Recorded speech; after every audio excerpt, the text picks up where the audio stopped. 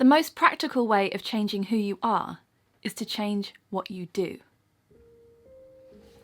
I read Atomic Habits this week, and it couldn't have been a more perfect time in my life to do that. I know from my own self-constructed career the value of showing up again and again and again and again and again. So it's great to have that in writing in a really structured way in this book. I found 3 concepts in this book particularly useful. The first is the idea of attaching a habit to your identity. One example that James gives is that the goal is not to read a book, the goal is to become a reader. The goal is not to play the guitar, the goal is to become a musician. So he says you should decide on the type of person you want to be and then prove that to yourself with small wins. Here's possibly my favourite quote from the book. Every action you take is a vote for the type of person you wish to become. I'll just let that sink in for a moment because that one really got to me. I'm putting the finishing touches to my 6th album at the moment, and I've been thinking a lot recently about how different I feel about my music career compared to 10 years ago, which you would hope would be the case because 10 years is a pretty long time. There's a lot of time to do things in 10 years, but it is quite a shift in feeling for me. It's not complacency or comfort or anything like that, but it is another C word, I think. I think I feel calm about it, or calmer. Not calm, never calm, but definitely calmer. It's just that after a certain point of doing something again and again, no one can take that away from you. No one can take away all of the songs that I've created. No one can say you're not a songwriter, you're not a producer, you're not worthy, you're not whatever. And these are just the voices in my head coming to get me, as they do regularly. But no one can say that to me. And because I know that, I can tell my inner critic to shut up and just keep going, making the next album and the one after that and thinking about the one after that. It's a good feeling, and I see now that I got here by repeating the habit again and again of creating music. It was never in a particularly structured way because I was juggling so many other things alongside. It's hard to be a freelancer, full stop, but also balance trying to start a music career. It's hard to do any other job and do anything else. It's really hard to find the time. So that's why I think this book is so valuable and why I'd love to recommend it to you.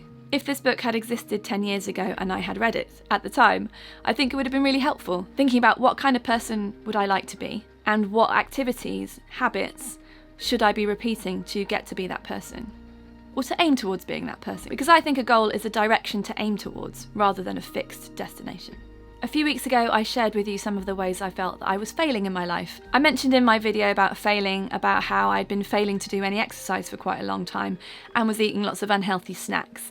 And only this week, I have started to stop eating the unhealthy snacks and started to exercise again. And with exercise and food come a lot of numbers you could get obsessed about. I spent a lot of my life trying to get over this idea of looking a certain way, weighing a certain amount of kilograms, and tying my self-worth to those numbers. So it can be a tricky area for me, and I know it's a tricky area for a lot of other people. So that idea of tying a habit in with my identity is really good. Another example that's given in the book is of a friend of James's who decided that they were going to, get healthy, lose weight and all that stuff. But they had a pretty simple and very effective approach, which is that they went through their day asking themselves, is this what a healthy person would do?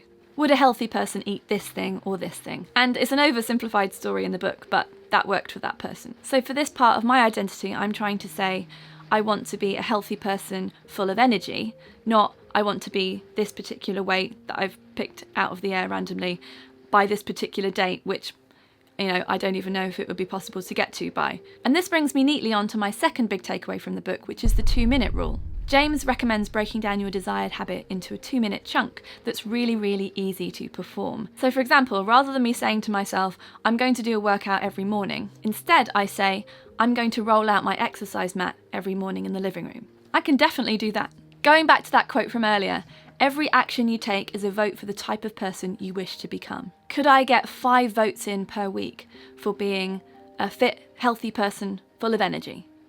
I think I can. And the way I can do that is by setting myself the goal of going downstairs and rolling out my exercise mat in the living room.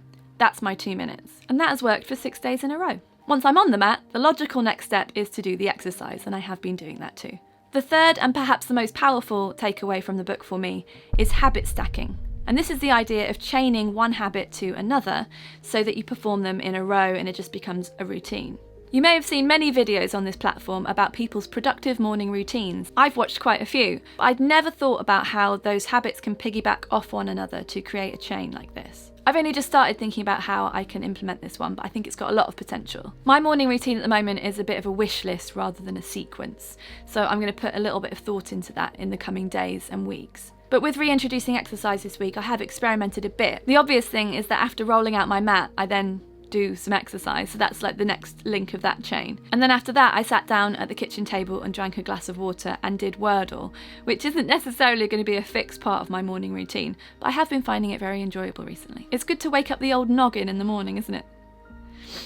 I think exercise is a great example when we're talking about habits, because it's pretty obvious that one workout isn't going to make someone fit and healthy automatically. It really is something that needs to be practiced and repeated, and you need to keep showing up. So I find that analogy really helpful when I'm in the middle of a big music recording project like I am at the moment. Rat and I started talking about collaborating back in April 2019, and we started passing files back and forth just after that. So it's taken a while to get to this point, and I really am in the last few days of recording now, which feels great. I am feeling a little bit impatient at this point because I'm really excited to finish the songs and the album so that I can hear them back and feel that sense of completion. But music is made for sharing, and I want to share these things. Plus I do have a big scribbly list of other things I want to move on to be making and doing as soon as this record is finished. But there's a bit more work to do, and that's fine. It's just a case of showing up again and again and again and again and again. And then, suddenly, it's done. There's another passage in this book that really hit home for me. I'm going to read it to you. Mastery requires practice, but the more you practice something, the more boring and routine it becomes.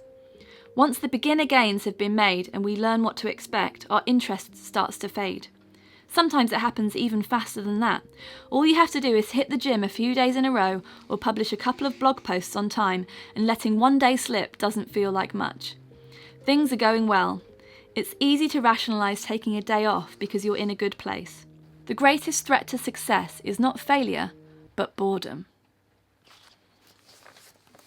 And that's why I got up at 6 o'clock on Saturday morning to make this video, and that's also why, once this video is published, I'll get back to my desk over there, sit myself down for the rest of the day, and edit vocals for the Obey Robots album, so that my parts will be done in a few days, the album will be mixed, and we can share it with you later this year.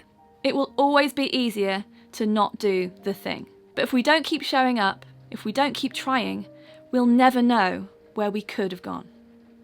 Have a great week.